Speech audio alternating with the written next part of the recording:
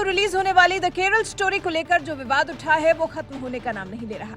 इस फिल्म को लेकर पूरा देश एक तरह से दो पक्षों में बंट गया है। एक धड़ इस फिल्म की कहानी का ट्रेलर देख इसे सच बता रहा है, तो वहीं दूसरा पक्ष ऐसा भी है जो फिल्म में किए गए दावे को झूठा करार दे रहा है।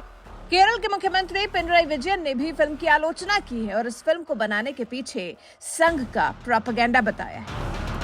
सीएम विजयन के मुताबिक पहली नजर में ही फिल्म का ट्रेलर सांप्रदायिक ध्रुवीकरण पैदा करने और राज्य के खिलाफ नफरत फैलाने के कथित उद्देश्य से जानबूझकर निर्मित किया गया है। दुनिया के सामने राज्य को अपमानित करने के लिए फिल्म के मुख्य आधार के रूप में केरल को दिखाया गया है।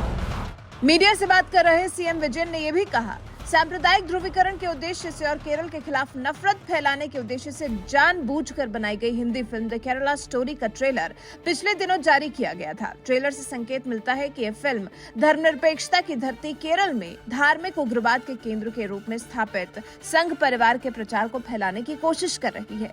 आरएसएस को निशाने पर लेते हुए सीएम विजयन ने यह भी कहा, केरल में राजनीति में लाभ पाने के लिए संघ परिवार द्वारा किए जा रहे विभिन्न प्रयासों की पृष्ठभूमि में प्रचार फिल्मों और उनके मुस्लिम अलगाव को देखना आवश्यक है।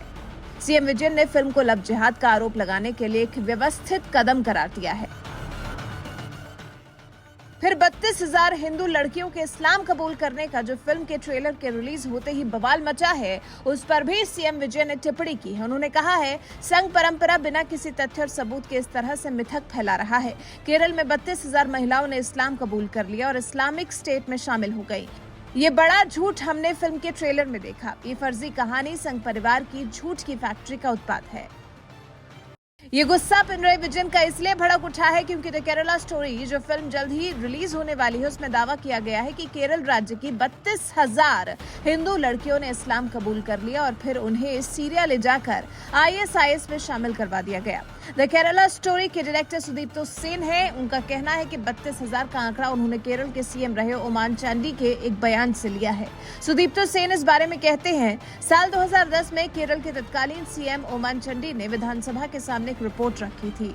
इस रिपोर्ट को लेकर उन्होंने कहा था कि हर साल लगभग 2800 से 3200 लड़कियां इस्लाम धर्म अपना रही हैं। इससे आप अगले 10 साल का हिसाब लगा लें, ये संख्या 30 से 32,000 होती है। ओमान चांडी तो इस बारे में साल 2012 में भी बयान दे चुके हैं। वो तो इस एक मुद्दे को कई साल से उठाते रहे हैं। मीडिया रिपोर्ट्स की माने तो 25 जून 2012 को भी कोर्ट में ओमान चांडी ने बताया था कि केरल में 6.5 साल में 2,667 लड़कियों ने इस्लाम धर्म अपनाया था। फिर फिल्म में तो डायरेक्टर सुदीप्तो सेन ने हिंदू लड़कियों का कैसे ब्रेन वॉश किया जाता है उसको भी दिखाया है। केरल की धर्म परिवर्तन की कहानी को दर्शकों तक पहुंचाने की जिम्मेदारी उठाई है। सुदीप्तो सेन ने केरल में हिंदू लड़कियों के इस्लाम कबूल करने की कहानी को दिखाया है। कई लोग तो उनकी इस हिम्मत के लिए उन्हें दाद भी दे रहे हैं। फिल्म में मुख्य अभिनेत्री अदा शर्मा है। उन्होंने फिल्म में शालिनी उन्नीकृष्णन का किरदार निभाया है, जो केरल में जन्मे एक हिंदू परिवार की लड़की है। दिखाया गया है कि कैसे शालिनी का धर्म परिवर्तन कराया गया और उनका नाम फातिमा रखा गया। इतना ही नहीं, फिर उसे आईएसआईएस की तरफ से लड़ने के लिए सीरिया भी भेजा गया।